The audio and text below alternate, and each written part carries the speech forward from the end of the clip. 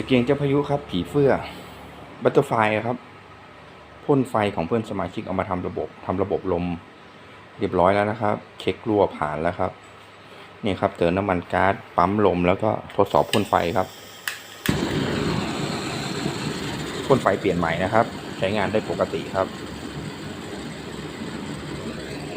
นี่ครับตะเกียงตัวนี้พาไปจุดที่ไหนก็ได้นะครับ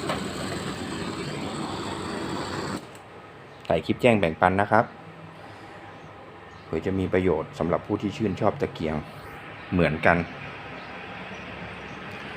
ขอบคุณครับที่ติดตามคลิปจนจบสวัสดีครับ